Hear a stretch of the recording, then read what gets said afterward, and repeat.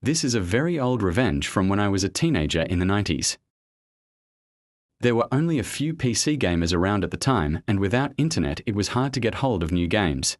Me and a friend bought games from abroad via airmail because local stores didn't sell many, but these weren't cheap.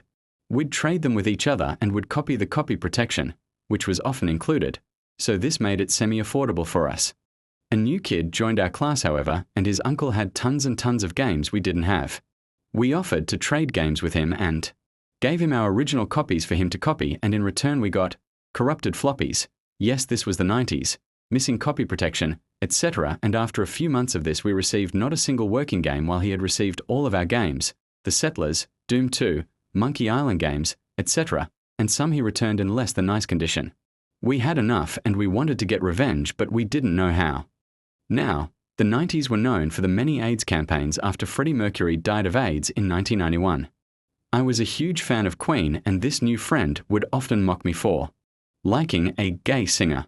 He came from a very conservative family and his mother was quite Catholic, and this is what gave us an idea when we had to attend an AIDS event organized by a certain foundation with our class.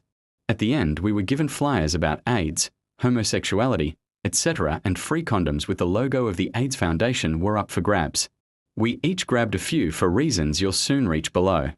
Me and my friend were one of the very few with a computer and inkjet printer at home, so we got this idea to screw him over. We created a fake letter addressed to our friend, pretending we were the AIDS Foundation, copying the logo and everything to make it look as authentic as possible. It went something like this.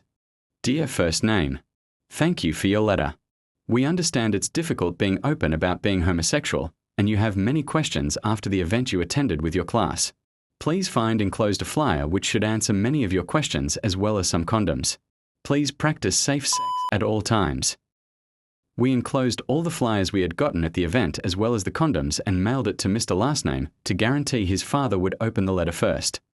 We had no idea the shitstorm this would create. We knew him being homophobic, this would be great revenge, but apparently his mother had been in tears, screaming, his father angry, and he was grounded for weeks with his parents convinced he was gay.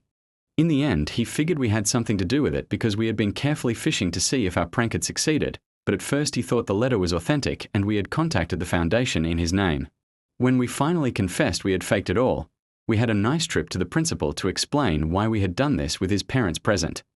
It's still the best revenge I ever took in my life, even though it was 30 years ago.